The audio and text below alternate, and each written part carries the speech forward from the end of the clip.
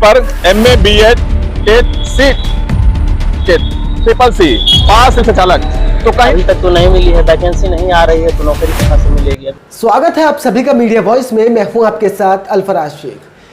आपको याद होगा जब देश के प्रधानमंत्री ने कहा था कि रोजगार पकौड़े तलना भी होता है, चाय बेचना भी एक रोजगार होता है, लेकिन जब खबरें ऐसी निकलकर सामने आए जो दिल को दहला दे, जो दिल को तड़पा दे। मानिए अगर आपने कोई 5 डिग्रियां कर ली हैं और 5 डिग्रियां चलाने के बाद आप रिक्शा चलाने को मजबूर हो जाएं। जी हाँ, खबर कुछ ऐसी ही सामने आ रही है, शायद वो खबर आपने देखी भी हो। विनोद नाम का युवक है और रिक्शा चलाता नजर आ रहा है। वो रिक्शे पर अपनी डिग्रियां लिखता है, फ्रंट शीशे पर उसने अपनी डिग्रियां लिख रखी हैं, क्या क्या उसने कर रखा है और वो रिक्शा चलाने को क्यों मजबूर है, क्या कुछ कहा है। पहले आप ये वीडियो देखिए और वीडियो के बाद में हम पूरी स्टोरी आपको बताएंगे कि आखिर वो रिक्शा चलाने के लिए क्यों मजबूर है। और इन्होंने साफ लिखवा रखा है यहाँ पर MA BEd TET CTET triple C pass rickshaw चालक।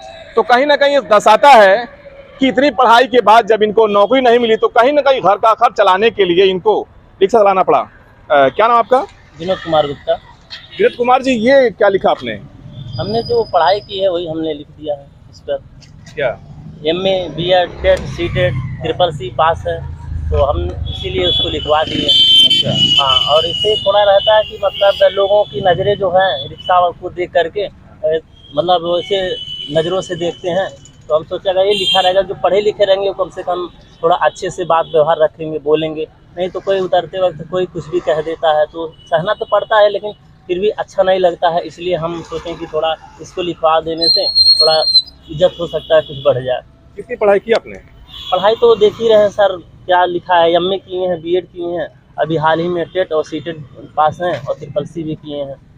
हाँ, तो क्या नौकरी आपको नहीं मिली? नहीं अभी तक तो नहीं मिली है, वैकेंसी नहीं आ रही है, तो नौकरी कहाँ से मिलेगी। अभी शिक्षा में तो बहुत सारे 1.5 लाख लगभग पद खाली हैं। माननीय शिक्षा मंत्री संदीप सिंह जी और इससे पहले जो शिक्षा मंत्री थे सतीश द्विवेदी जी, वो 17,000 वैकेंसी का आश्वासन दिए थे, लेकिन अभी तक वो भी नहीं आया है।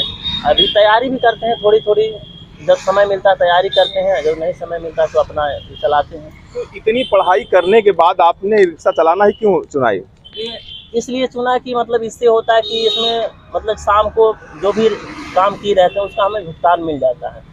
ऐसे कि मतलब रोज़ का रोज़ हमें पैसा मिलता है और साग सब्जी ले जाने में कोई दिक्कत नहीं होता है। और स्कूल में पढ़ाते हैं तो मान लीजिए 1-2 महीना पढ़ाएं तो 1 महीने का पैसा मिलता है, वो भी किस्तों वाइज देते हैं, कभी 500, कभी 1000, कभी ऐसे 1500, तो उससे चल नहीं पाता है। ऐसे रोज़ का रोज़ रहता है तो साग सब्जी ले जाने में कोई दिक्कत नहीं होती है, अपना भरण पोषण हो जाता है। और पिताजी खेती करते हैं, तबीयत भी उनकी ख़राब रहती है 4-5 सालों से, तो हम सोचे कि अब कुछ ना कुछ हमको करना पड़ेगा। और बहुत सारी जिम्मेदारियां भी हैं, छोटा भाई है तो भी उनका हाथ एक सही नहीं है, तो मजदूरी किसी तरह करते हैं। ऐसे आए दिन पर दिन आर्थिक स्थिति खराब होती। तो देखा आपने ये वीडियो, 5 डिग्रियां लेने के बाद विनोद रिक्शा चलाने के लिए मजबूर है। विनोद का कहना है कि 2016 में विनोद ने फैजाबाद यूनिवर्सिटी से BA किया था और उसके बाद में 2018 में MA किया था। 2021 में प्रेमलता महाविश्वविद्यालय से उसने BEd की परीक्षा पास की। विनोद बताता है कि 2013 में उसने ट्रिपल सी पास किया और 2021 में CTET और TET की एग्जाम दिया और एग्जाम में वो पास हुआ। वैकेंसी ना आने और परीक्षाओं में धांधली होने के चलते उसे नौकरी नहीं मिल पा रही है। इसी के चलते मैं रिक्शा चलाने को मजबूर हूँ, ये विनोद का कहना है। आपने वीडियो भी देखी। उसका कहना है कि कम से कम 10 सरकारी नौकरियों के लिए उसने अब तक अप्लाई कर रखा है। विनोद ने आगे बताया कि रिक्शा चलाना उसकी मजबूरी है, उसे अच्छा तो नहीं लग रहा है, लेकिन घर का गुजर बसर करने के लिए वह ये सब कर रहा है, मजबूरी के चलते कर रहा है। उसके पिताजी की करीब 6 साल से तबीयत खराब चल रही है और उसे अपनी बहन की शादी भी करनी है। उसका कहना है कि उसका एक छोटा भाई है, उसके हाथ में फ्रैक्चर है, वह ज्यादा कुछ काम नहीं कर पाता है, इसके चलते उसकी सारी जिम्मेदारी उसी के सर पर है और वो रिक्शा चलाने के लिए मजबूर है। जब पिताजी ठीक थे तो उन्होंने मुझे पढ़ाया लिखाया, अब वो कहते हैं बाबू कुछ काम करो।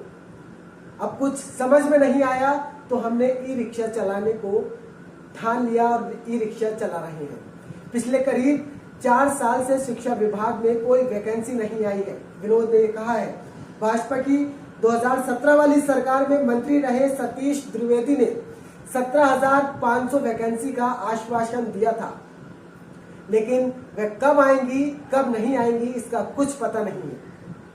अभी हाल ही में पता चला है कि करीब 1.5 लाख वैकेंसी प्राथमिक स्कूलों में खाली है, लेकिन कब आएंगी उसका भी कोई अता पता नहीं है। विनोद ने कहा है पहले जब मैं रिक्शा चलाता था तो लोग अच्छी निगाह से उसे नहीं देखते थे, इसी के चलते उसने ई रिक्शे पर अपनी सारी डिग्रियों को अपने शीशे उसके रिक्शे के आगे लिखवा दिया है। तब जब डिग्री का उसने नाम लिखवा दिया है तो लोग उसे अच्छी निगाह से देखते हैं और उसे पढ़ा लिखा होने के नाते लोग उससे अच्छा व्यवहार करते हैं।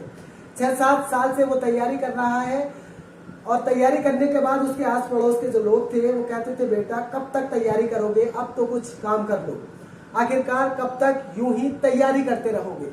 अब मैं लोगों को क्या बताऊं कि जब वैकेंसी ही नहीं है तो नौकरी कहां से मिलेगी। पढ़ाई तो देख ही रहे हैं सर, क्या लिखा है, एमए किए हैं, बीएड किए हैं, अभी हाल ही में टेट और सीटेट पास हैं और ट्रिपल-सी भी किए हैं।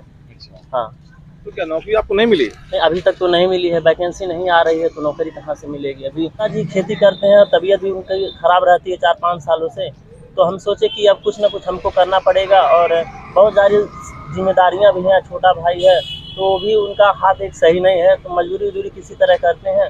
ऐसे आए दिन पर दिन आर्थिक स्थिति खराब होती। मैंने रिक्शा चलाना इसीलिए शुरू किया क्योंकि इसमें रोज रोज का पैसा मिल जाता है और घर चलाने में कोई दिक्कत नहीं होती है।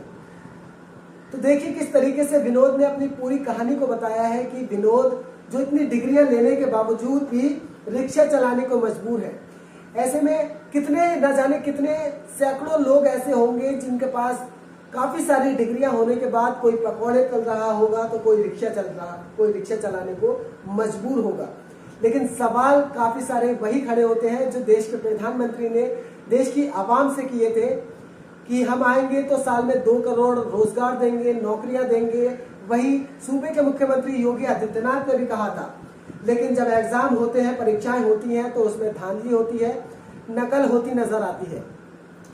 सवाल तो काफी सारे हैं, लेकिन हम जनता से पूछना चाहते हैं ऐसे कितने लोग हैं जिनकी कहानी किससे ऐसी ही स्टोरी से जुड़े हैं। सवाल रखिए अपने कमेंट में, हमें बताइए और सीएम योगी आदित्यनाथ से, देश के प्रधानमंत्री से आपकी क्या कुछ सवाल है हमें कमेंट करके जरूर बताइए। ये वीडियो आप फेसबुक पर देख रहे हैं तो हमारे पेज को लाइक कीजिए, यूट्यूब पर देख रहे हैं तो मीडिया वॉइस को सब्सक्राइब कीजिए, बेल आइकन को दबा दीजिए ताकि हर खबर की नोटिफिकेशन आप तक पहुंच सके। फिलहाल इस खबर में इतना ही, बहुत शुक्रिया।